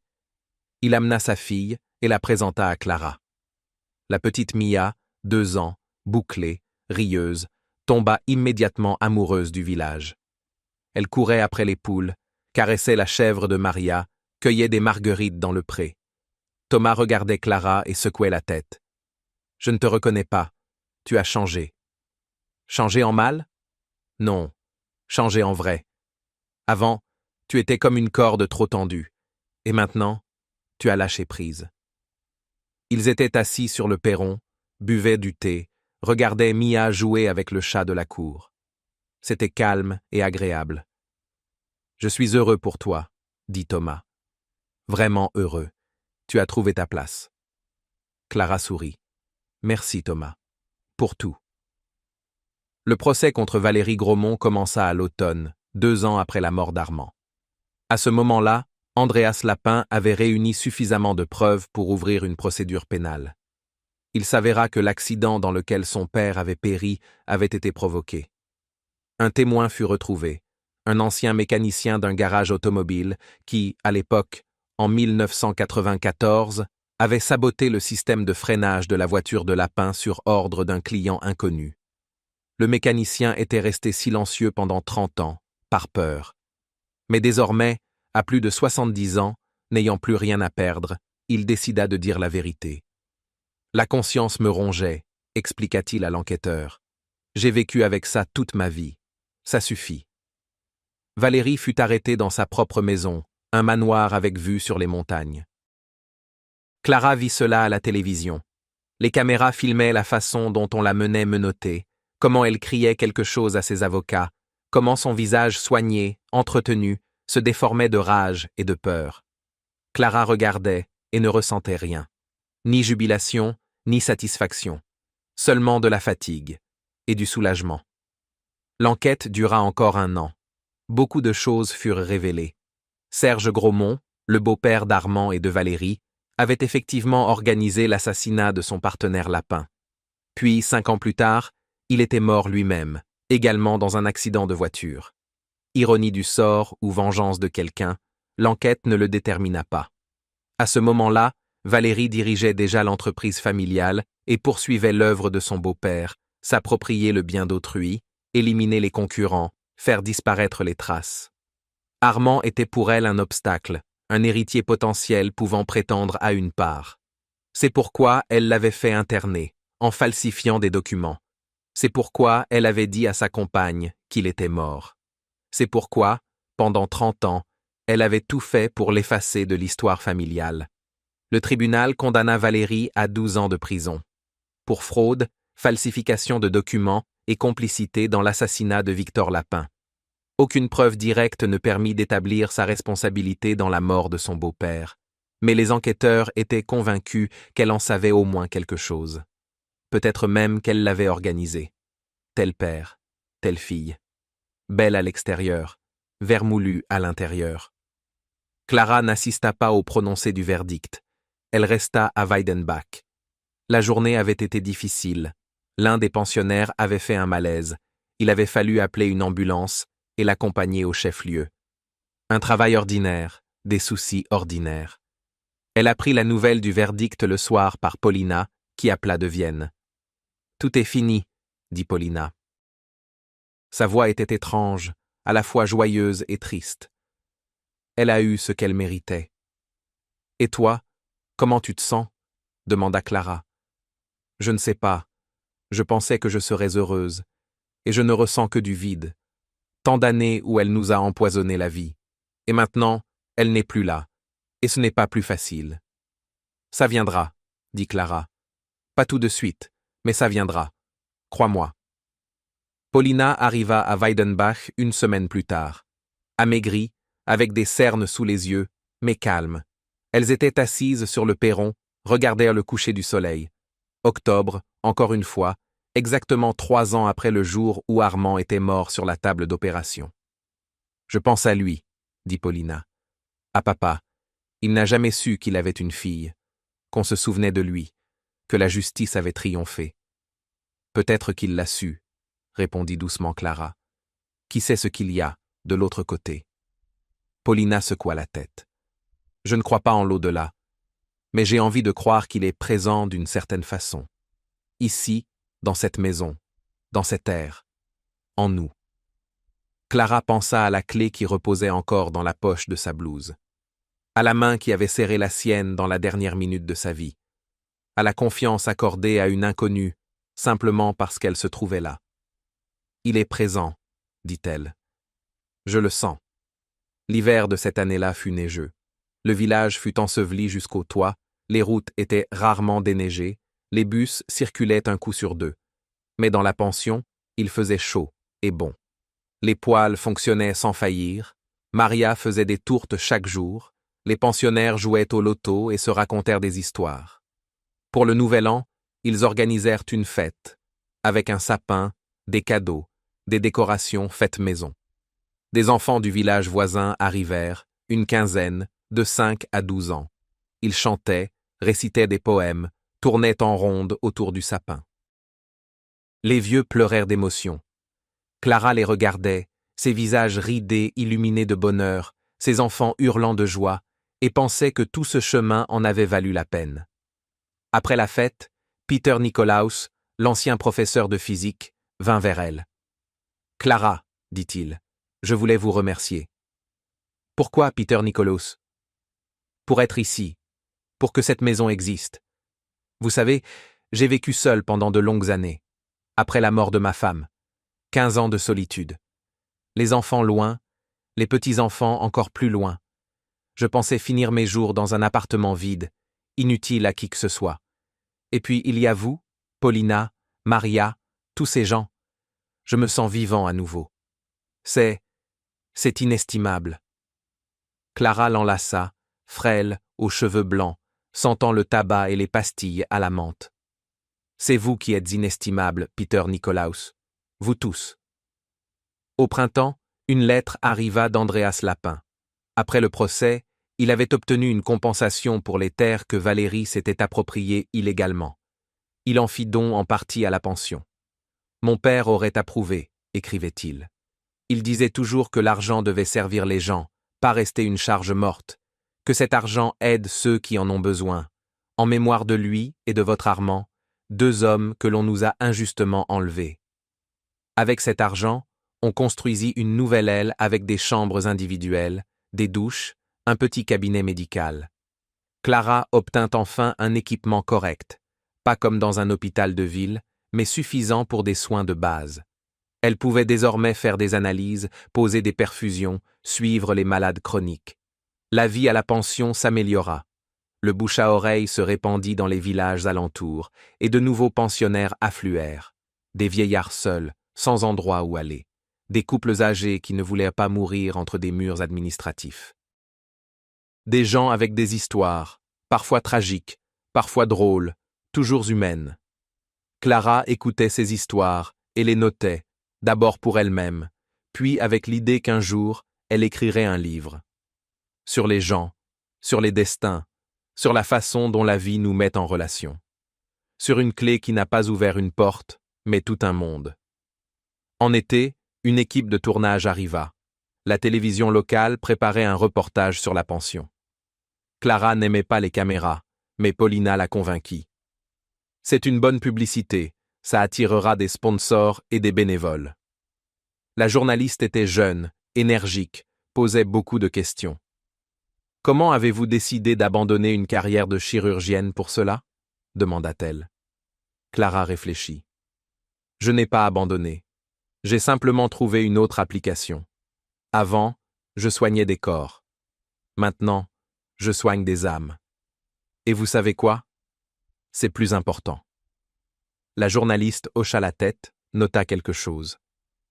Et c'est vrai que tout a commencé avec un clochard mourant. C'est vrai. Il m'a donné une clé et m'a demandé de trouver la maison. Et vous l'avez trouvée. Clara sourit. Je l'ai trouvée. Mais il s'est avéré que la maison, ce ne sont pas des murs et un toit. La maison, ce sont les gens. Le reportage passa au journal du soir. Après cela, les appels affluèrent, de personnes souhaitant aider, de journalistes d'autres chaînes, de fonctionnaires qui s'intéressèrent soudain à la pension. Clara répondait à tous avec patience, mais sans enthousiasme. Elle ne voulait pas la gloire. Elle voulait le calme, le travail, et la possibilité de faire ce qu'elle jugeait juste. Mais l'attention apporta aussi des bénéfices. Des bénévoles apparurent, de jeunes citadins qui venaient aider le week-end. Des sponsors, modestes, mais réguliers. Un sentiment naquit. Il n'était là pas seul au monde. À l'automne, encore l'automne, le 4e depuis ce jour fatidique, Clara reçut une lettre. Une vraie lettre, sur papier, dans une enveloppe avec un timbre et un cachet. Elle fut surprise. Qui écrivait encore des lettres ? L'adresse de retour indiquait la prison où Valérie était incarcérée. Clara tint longtemps l'enveloppe sans l'ouvrir. Puis, elle se décida. « Clara, » écrivait Valérie, « vous êtes sans doute surprise par cette lettre. Moi-même, je suis surprise d'écrire. Il y a 3 ans, je vous haïssais plus que quiconque. Vous m'avez tout pris, l'argent, la liberté, la réputation. Je rêvais de vengeance. Je faisais des plans pour vous détruire en sortant. Et puis quelque chose a changé. Ici, on a beaucoup de temps pour réfléchir. Trop. J'ai pensé à mon frère, à ce que je lui ai fait, à la personne que j'ai été toute ma vie. Et j'ai eu peur. Pas de la prison, de moi-même, de celle que je suis devenue. Je ne vous demande pas pardon, sachant que je ne le mérite pas. Je veux simplement que vous sachiez. Je comprends maintenant. Je comprends pourquoi vous avez agi ainsi. Pourquoi vous n'avez pas reculé. Vous êtes une bonne personne. J'ai toujours méprisé les bonnes personnes, les croyants faibles. Maintenant, je vois qu'elles sont les plus fortes. Prenez soin de vous. Et prenez soin de la maison de mon frère. Il méritait que l'amour y vive. VG. Clara lut la lettre 3 fois, puis la plia et la rangea dans un tiroir. Elle ne savait pas ce qu'elle ressentait, colère, pitié, soulagement. Sans doute tout à la fois. Valérie avait brisé de nombreuses vies, et pourtant, elle était un être humain capable, finalement, de repentir. Clara n'allait pas lui pardonner, ce n'était pas nécessaire, mais elle pouvait accepter ce qui s'était passé, et lâcher prise. L'hiver arriva tôt. Dès novembre, la neige tomba et ne fondit plus. Clara aimait les soirées d'hiver à la pension. Calme, chaleureuse, avec le crépitement du poêle et l'odeur de résine des branches de sapin que Maria suspendait partout. Ces soirs-là, ils se réunissaient dans la grande pièce. Les pensionnaires, Clara, Paulina quand elle venait, les bénévoles, et parlaient. De la vie, du passé, de l'avenir. Peter Nikolaus parlait du cosmos, des étoiles, de son rêve de jeunesse de devenir astronaute. Maria Yvonne, ancienne couturière, se souvenait des robes qu'elle cousait pour les dames riches et d'une fois où un mot imprudent avait failli la perdre. Simon, ancien chauffeur, racontaient des anecdotes de route et de grands trajets. Chaque histoire était comme une petite vie. Clara écoutait et pensait à tout ce qu'un être humain peut contenir. Combien de joie, de douleur, d'amour, de désillusion. Et combien il est important que quelqu'un écoute, que rien ne se perde dans le vide. À l'approche du Nouvel An, l'inattendu se produisit. Thomas appela Clara. « Clara, dit-il, la voix étrange. Léna et moi, nous divorçons. » Clara ne sut que répondre. « Je suis désolée, dit-elle enfin. Non, tu ne comprends pas, c'est moi qui pars. » Il hésita. « J'ai beaucoup réfléchi, à nous deux, à ce qui a été. Je t'ai dit à l'époque que tu aimais ton travail plus que moi. Et maintenant je comprends, c'est moi qui ne t'aimais pas comme tu le méritais. Je voulais une épouse commode, pas une personne vivante. Pardonne-moi, Clara. » Elle se tut, ne sachant quoi dire. « Je ne te demande pas de revenir, » continua Thomas. « Je sais qu'il est trop tard. Je voulais juste que tu le saches. »« Merci, Thomas, » dit-elle doucement. « Je suis contente que tu l'aies compris. Vraiment. Mais tu as raison. Il est trop tard. J'ai une autre vie maintenant. » « Je le sais. J'ai vu le reportage. Tu rayonnes là-bas, Clara, comme jamais auparavant. Sois heureuse. »« Toi aussi, Thomas. Toi aussi. » Elle raccrocha et resta longtemps assise, regardant l'obscurité derrière la fenêtre. Un sentiment étrange, ni tristesse ni joie, mais une forme d'achèvement. Le passé l'avait enfin libérée. Tous les fils qui la reliaient à son ancienne vie étaient coupés, dénoués, relâchés. Elle était libre, vraiment libre, pour la première fois depuis des années. Le printemps fut précoce cette année-là. Dès mars, la neige fondit, l'herbe reverdit, les bourgeons gonflèrent sur les pommiers. Clara sortit sur le perron au petit matin pour respirer, écouter les oiseaux. L'air sentait l'eau de fonte et la terre. Quelque part dans le village, une vache meuglait, un coq chantait. Un matin ordinaire, une vie ordinaire. Et pourtant, chaque fois, comme un miracle. Paulina la rejoignit. Elle était arrivée la veille, avec des documents, des papiers sur la pension, des rapports, des factures. Mais à présent, elle tenait non pas des dossiers, mais une petite boîte. « Qu'est-ce que c'est » demanda Clara. « Un cadeau. Pour l'anniversaire. » « Quel anniversaire » Paulina sourit. « Il y a 4 ans, tu es arrivée dans ce village. Tu as trouvé la maison. Tu m'as trouvé. Tu as tout changé. » Clara ouvrit la boîte. À l'intérieur se trouvait un pendentif, petit, en argent, en forme de clé. Cette même clé, avec son paneton ouvragé, son motif sur la tête. Elle leva les yeux vers Paulina. « Je l'ai commandé chez un bijoutier, » expliqua Paulina. « D'après une photo. Je voulais que tu aies un souvenir. » Clara mit le pendentif.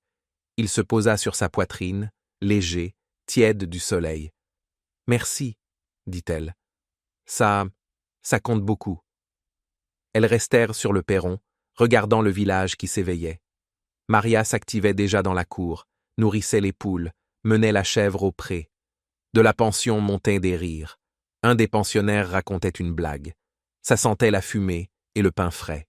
« Tu sais, » dit Paulina, « parfois je me demande, et si tu étais passé à côté, si tu n'avais pas pris cette clé, si tu n'étais pas parti chercher la maison. » « Je ne sais pas, » répondit honnêtement Clara. « J'aurais sans doute trouvé un autre travail. Peut-être serais-je parti dans une autre ville. J'aurais vécu d'une certaine façon. Mais... » Elle s'arrêta. « Ce n'aurait pas été cette vie-là. Pas la mienne. »« Et celle-ci est la tienne ?» Clara regarda la maison aux encadrements bleus, le pommier dans la cour, les champs au-delà du village, la forêt à l'horizon, les gens qui étaient devenus sa famille. « Oui, » dit-elle, « c'est la mienne. » Peter Nikolaus mourut en mai, paisiblement, dans son sommeil, un sourire aux lèvres. Clara était à ses côtés, lui tenait la main. Il ouvrit les yeux 1 minute avant la fin, la regarda d'un regard clair et murmura « Merci pour tout ». Puis il ferma les yeux et partit. Comme s'endorment les enfants, doucement, calmement, sans peur. Clara resta longtemps près de lui, pleura sans retenir ses larmes. C'était un homme bon. Il méritait une telle mort, dans la chaleur, dans l'amour, pas dans la solitude. C'était important. C'était juste. Tout le village vint à l'enterrement, même ceux qui ne le connaissaient pas, simplement pour rendre hommage. Martin, qui avait lui-même plus de 90 ans, prononça un discours. Court, simple, venu du cœur. C'était un brave homme, intelligent, bon. Il en reste peu comme ça. Que la terre lui soit légère. Et tous répétèrent « Que la terre lui soit légère ». Puis chacun rentra chez soi, et la vie continua. En été, Clara prit pour la première fois depuis 4 ans des vacances. Elle alla chez sa mère pour 2 semaines, simplement être près d'elle, manger des tourtes, se promener dans les rues de son enfance. Sa mère avait vieilli, les cheveux tout blancs, le dos voûté, mais les yeux restaient jeunes, vivants. Elles étaient assises sur le balcon, buvaient du thé avec de la confiture, regardaient la ville en contrebas. « Tu es heureuse, ma chérie ?» demanda sa mère. « Je suis heureuse, maman. »« Alors moi aussi, je suis heureuse. Je n'ai besoin de rien d'autre. » Clara revint à Weidenbach fin août. Le village l'accueillit avec l'odeur de l'herbe fraîchement coupée et des pommes mûres. Maria se précipita pour l'embrasser. « Tu nous as manqué. » Les pensionnaires lui faisaient signe depuis les fenêtres. Paulina avait préparé un dîner de fête. Poulet, salade, vin maison. « Bon retour à la maison, » dit-elle en levant son verre. Et Clara comprit. Oui, c'était la maison. Sa maison. Enfin, encore l'automne. Le 5e. Clara se tenait sur le perron, regardait les feuilles jaunes tournoyer dans l'air. Le vent sentait la fumée et la terre humide. Quelque part dans le village, un chien aboyait, des oies criaient. Un jour ordinaire, une vie ordinaire. Et pourtant, chaque jour, comme un cadeau. Elle sortit de sa poche la clé, cette même clé en laiton, assombrie par le temps. La fit tourner entre ses doigts.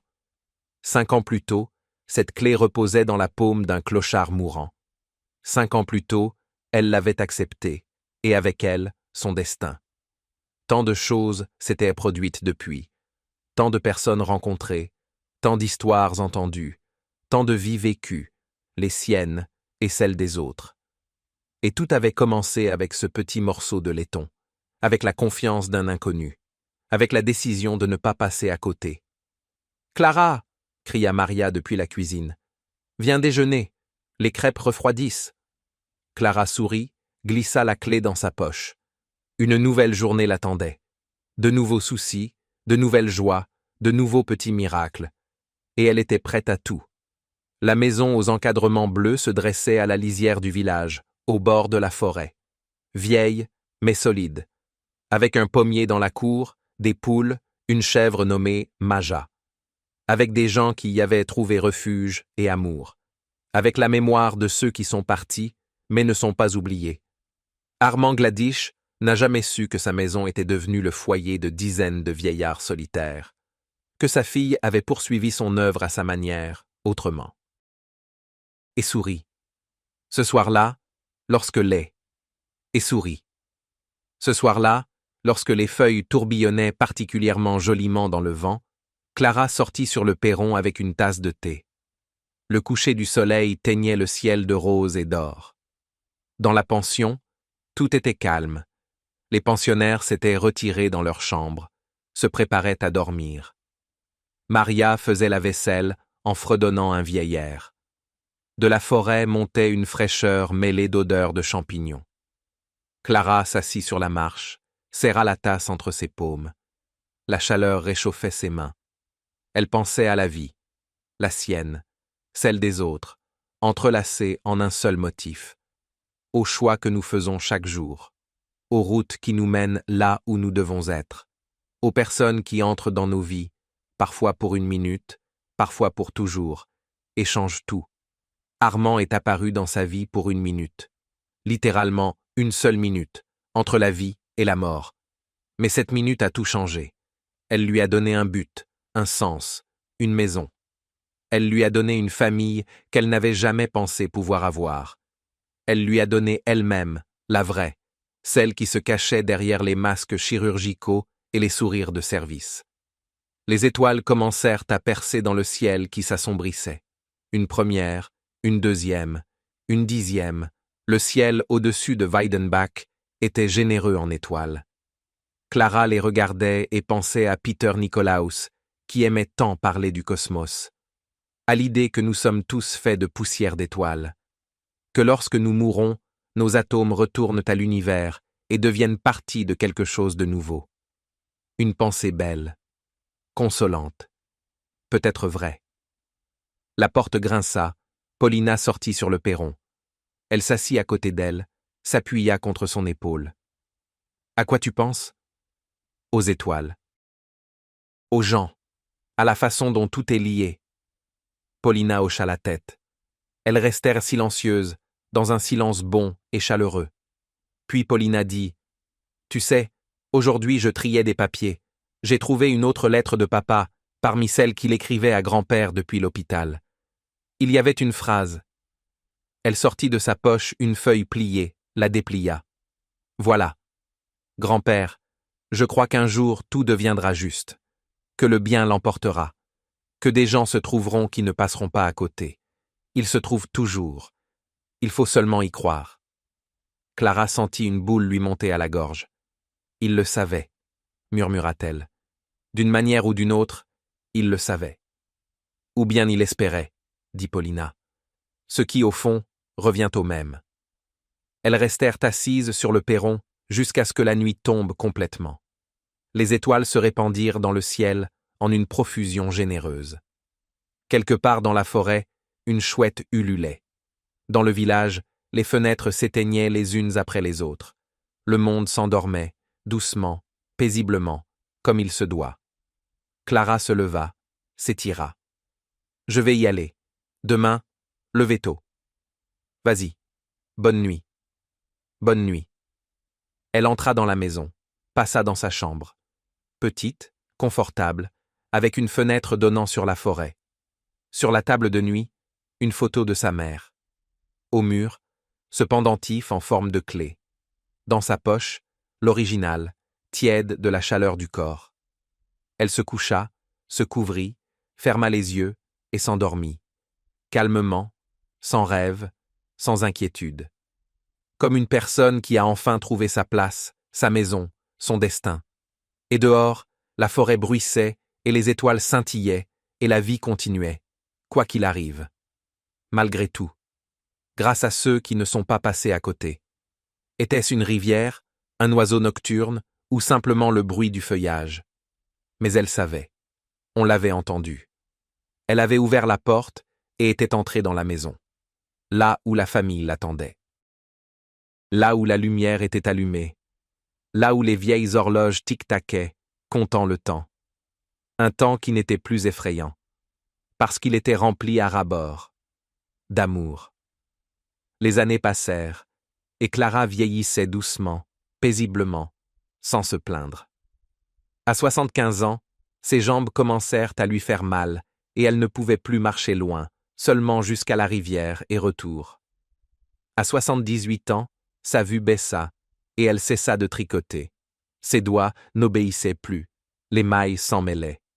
Mais elle ne s'en attristait pas. Elle avait tout ce dont elle avait besoin. Paulina venait souvent, avec ses petits-enfants. Les enfants couraient dans la cour, riaient, jouaient avec les animaux. Clara était assise sur le perron, les regardait, et son cœur se remplissait de chaleur. Maria mourut à 82 ans, paisiblement, dans son sommeil, comme elle le souhaitait. Clara était assise à côté d'elle, lui tenait la main. « Merci » murmura Maria avant la fin. « Pour tout. Pour être restée. Pour que la maison vive. » Et Clara hocha la tête, bien que les larmes lui brouillent la vue. La pension continua de fonctionner. Paulina engagea une jeune médecin, une fille de Vienne, qui venait 3 fois par semaine. Clara aidait comme elle le pouvait, par des conseils, par son expérience, simplement par sa présence. Les pensionnaires venaient vers elle, racontaient leurs histoires, partageaient leurs souvenirs. « Vous êtes heureuse ?» lui demanda un jour Martin, qui avait déjà plus de 95 ans.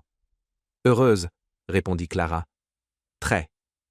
Ça se voit, acquiesça-t-il. Ça se voit dans les yeux. À 80 ans, Clara ne sortait presque plus de sa chambre. Ses jambes avaient complètement cessé de la porter, et elle se déplaçait dans un fauteuil que Paulina avait fait apporter. Mais son esprit restait clair, et elle aimait toujours parler. Avec Paulina, avec ses enfants, avec les pensionnaires qui passèrent la voir. Le soir, Paulina lui lisait à voix haute les mêmes livres que Clara lisait autrefois elle-même. Parfois, elle restait simplement assise en silence, se tenant la main, regardant la forêt par la fenêtre. « Maman », dit un jour Paulina. Elle appelait Clara maman depuis longtemps, bien qu'elle n'ait aucun lien de sang. « Je veux te demander quelque chose. » « Demande. »« Es-tu heureuse? L'as-tu été toutes ces années ?» Clara la regarda, cette femme de plus de 60 ans. Les mèches grises dans ses cheveux clairs, les rides au coin des yeux, les mains fortes et sûres.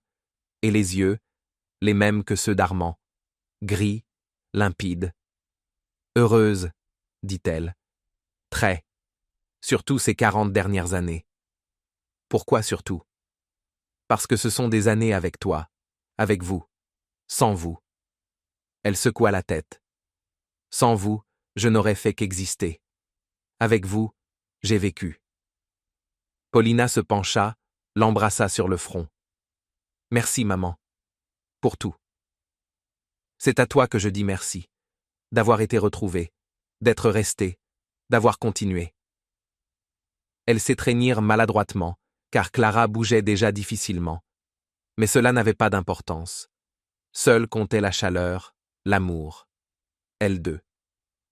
Clara mourut paisiblement, dans son sommeil, à la fin du mois d'août, lorsque les pommes du verger étaient à gorger de jus et que la forêt bruissait derrière la fenêtre. Elle avait 87 ans. Paulina la trouva le matin, calme, apaisée, avec un léger sourire sur les lèvres, comme si elle avait vu quelque chose de beau dans son dernier rêve. Dans sa main, elle serrait cette même clé en laiton.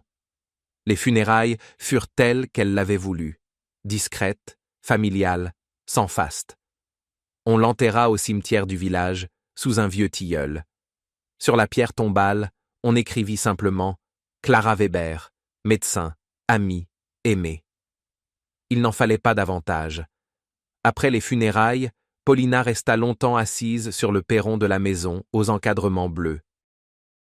Elle regardait le pommier dans la cour, les champs au-delà du village, la forêt à l'horizon. Ses enfants, déjà adultes, étaient près d'elle. Ils se taisaient, lui laissant le temps. « Vous savez, dit enfin Paulina, elle me parlait de cette minute, quand papa lui tenait la main. Elle me l'a raconté souvent. »« Et que disait-elle » demanda son fils. Elle disait que c'était un moment de choix, passer à côté ou s'arrêter, prendre la clé ou la laisser, chercher la maison ou oublier, et qu'elle avait choisi juste, que cette minute avait changé toute sa vie. Ils se turent. « Maman, dit la fille de Paulina, je veux que tu saches une chose, je ne partirai nulle part, jamais. C'est ma maison, et je la transmettrai à mes enfants, comme tu nous l'as transmise. » Paulina la serra fort dans ses bras, en silence. Et derrière la clôture, la forêt bruissait, comme elle l'avait toujours fait, comme elle le fera encore pendant de longues années. Et quelque part dans ce bruissement, dans cet air, ils étaient là. Armand, qui avait confié la clé à une inconnue. Clara, qui n'était pas passée à côté. Peter Nicolaus, qui avait trouvé ici le repos. Tous ceux qui avaient vécu dans cette maison, qui avaient aimé, qui avaient été aimés. Ils étaient là, toujours. Dans la maison devenue maison pour beaucoup. Dans la famille retrouvée. Dans l'amour qui ne meurt pas. Jamais. Les vieilles horloges au mur continuaient de tic-taquer. Elles comptaient le temps pour ceux qui restaient, pour ceux qui viendraient, pour ceux qui naîtraient encore dans cette maison, sous ce toit, entre ces murs. La clé en laiton était suspendue dans un cadre au mur, là où Clara l'avait accrochée autrefois. Petite, assombrie, mais ayant ouvert tant de portes. Paulina se leva, s'en approcha, la toucha du bout des doigts. « Merci », murmura-t-elle. « Pour papa. Pour Clara. pour nous tous. La clé resta silencieuse. Mais il lui sembla qu'elle s'était réchauffée sous ses doigts. Peut-être était-ce son imagination. Premières étoiles s'allumaient dans le ciel. Quelque part dans la maison, un enfant rit. L'un des arrière-petits-enfants venus pour les funérailles. La vie continuait, comme elle continue toujours, quoi qu'il arrive.